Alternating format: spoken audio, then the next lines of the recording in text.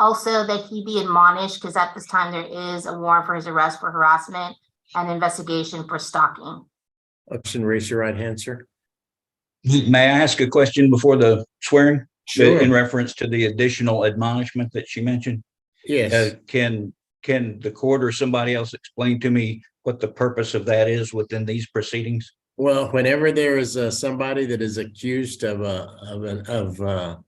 conduct that may constitute not only a civil violation of a protective order, but also a criminal violation, you have rights under the Fifth Amendment of the United States Constitution not to answer any questions that may incriminate you. That's your choice. And I have to give you the so-called Miranda warnings so that you understand your constitutional rights, especially since you're representing yourself pro se. Okay. Okay, so may I ask one more question before I go in for the reading of rights? Because the Miranda, from what I can tell, is intended for while in custody and et cetera. Is there some type of connection there, or is this just, I know it doesn't necessarily bind to anything, but, and you can always read me my rights, but does that tell me anything about custody and et cetera?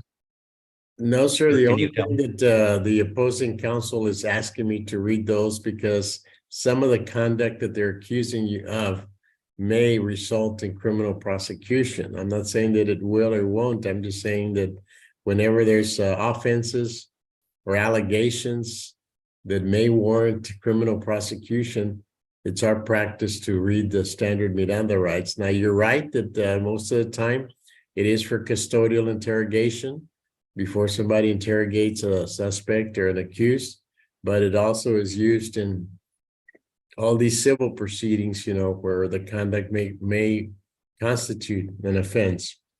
So it's your choice to testify. You can answer certain questions, and then if there is a question that Ms. Ansaldúa asks you that may incriminate you, you can refuse to answer based on the Fifth Amendment.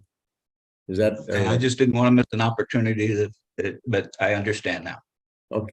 You have a right to have an attorney present with you at all times to advise you.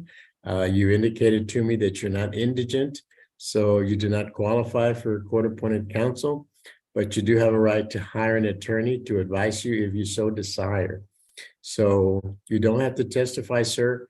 So it's your choice. You can terminate the interview at any time. You can stop answering questions that Ms. Ansaldúa asked you that may tend to incriminate you. So do you understand all those rights, sir, that you have? Okay, sir, I'm going to allow you to testify in the narrative. What that means is you can just tell me your side, explain it to me. If Ms. Ansaldúa objects while you're giving your statement, your testimony, please stop and let me make a ruling on that objection, okay? If she does not interrupt and object, then you just keep going and tell me your side on this